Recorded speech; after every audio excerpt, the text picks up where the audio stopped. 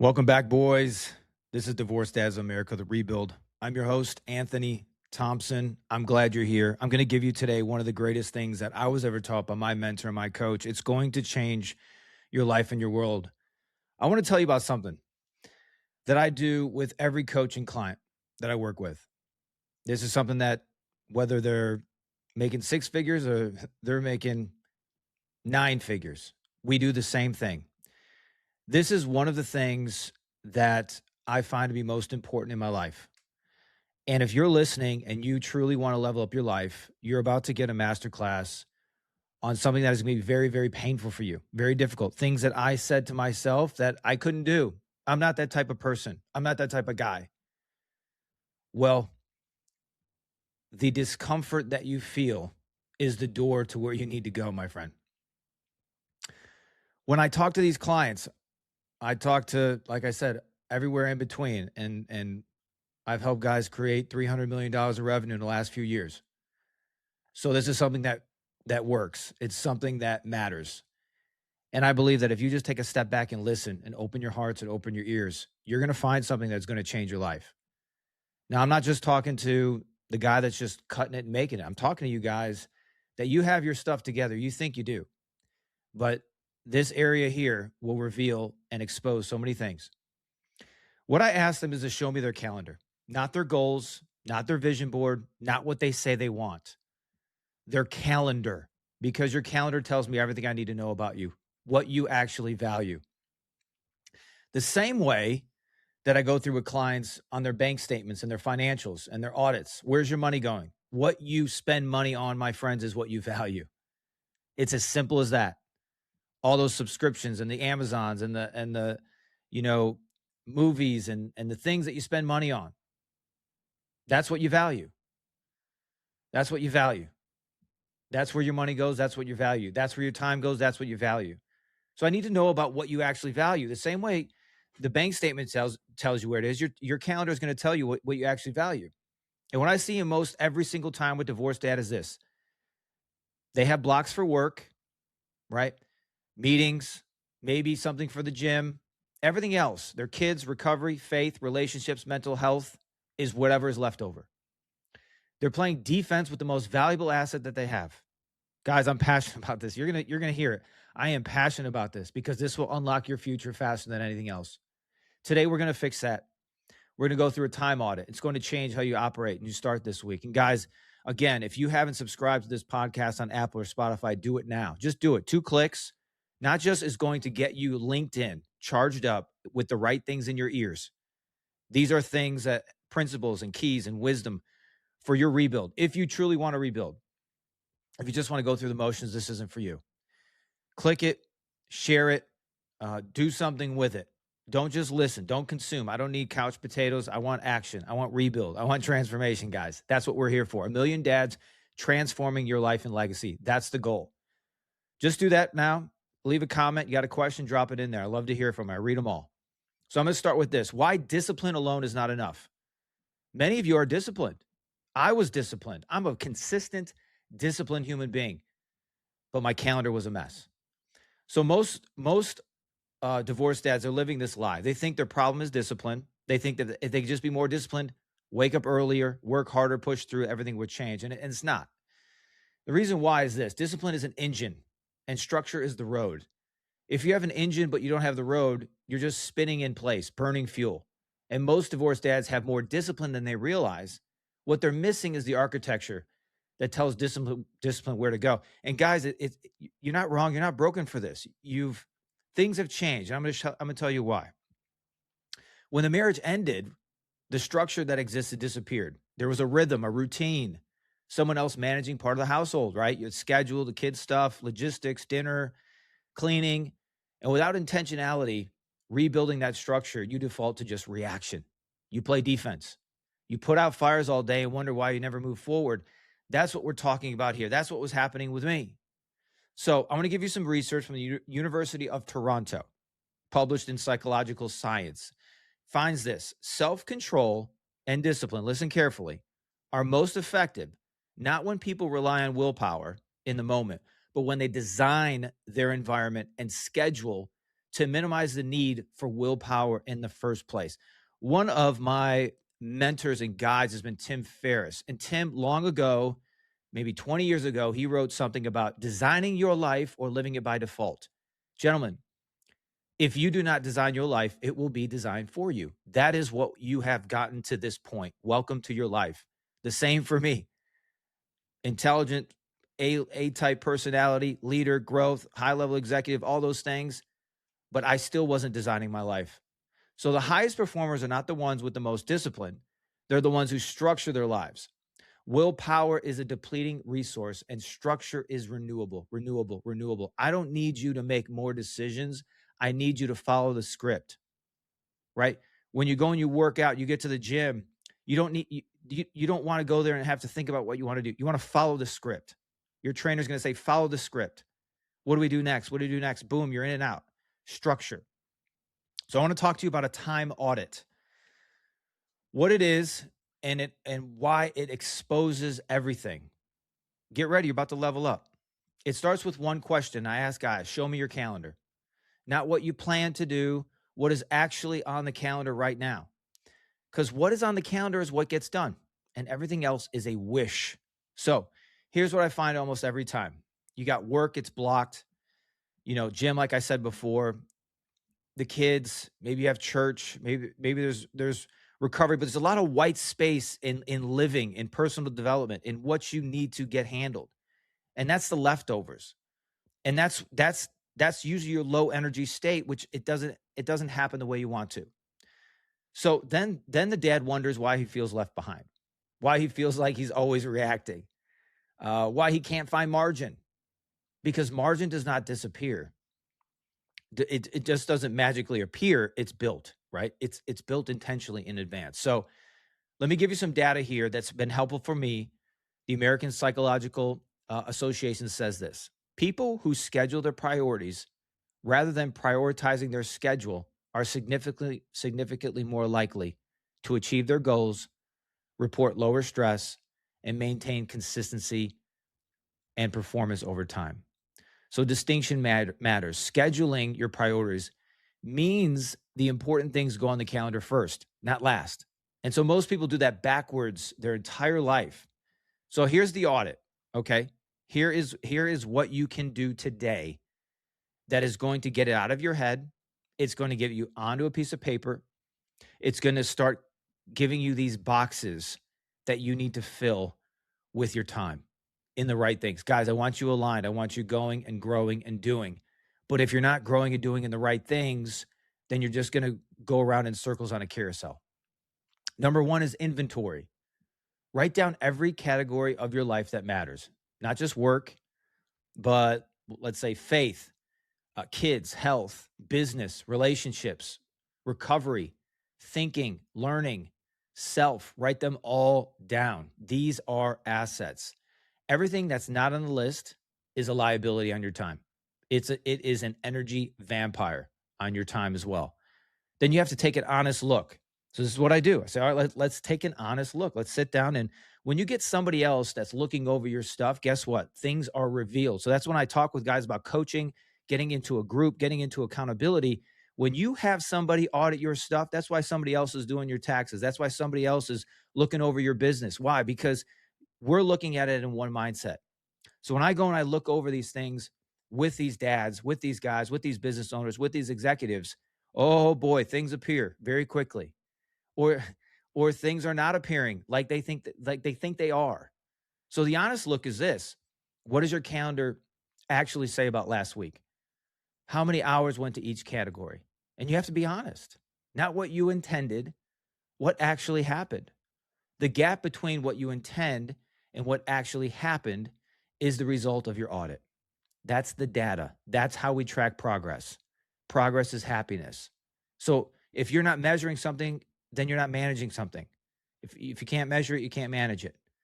So then what we do is we rebuild. Okay, so now we know we got the data, we got the overview assessment, we got somebody looking over it that we're accountable to. Now what do we do? Now what's step 3 is the rebuild. Build the calendar you want.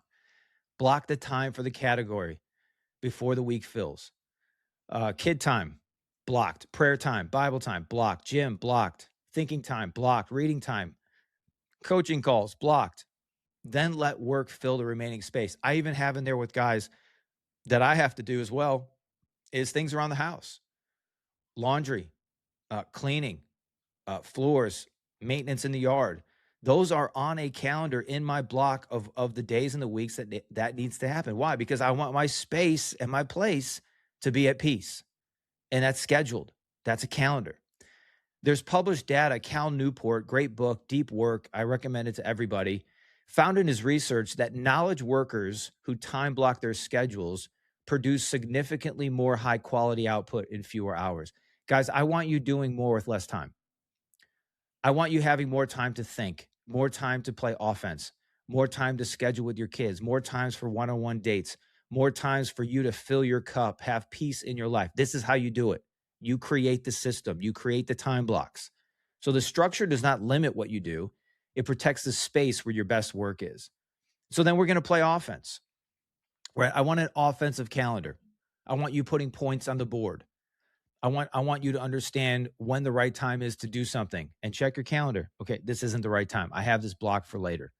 All right. Non-negotiables. We'll talk about the morning block now. So, hey, guys, you wake up and you know what? Most of you guys are great in the morning. I don't find the morning to be too hard. I think most dads understand and are aware that they got to start their day right. So before anything else gets access, you get your 5 non-negotiables that are running. You know, for me, it's Jesus, it's move, it's publish something, it's connect, it's wins. It's not optional. This isn't mood dependent. This is the first block. Nothing gets scheduled before this. No calls, emails, kids, logistics. This block belongs to you becoming the man that your kids need. Protect it like your life depends on it. All right. Then we get into your work block.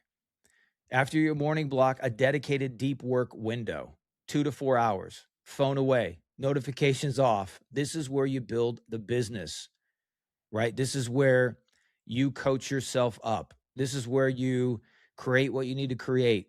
This is offense.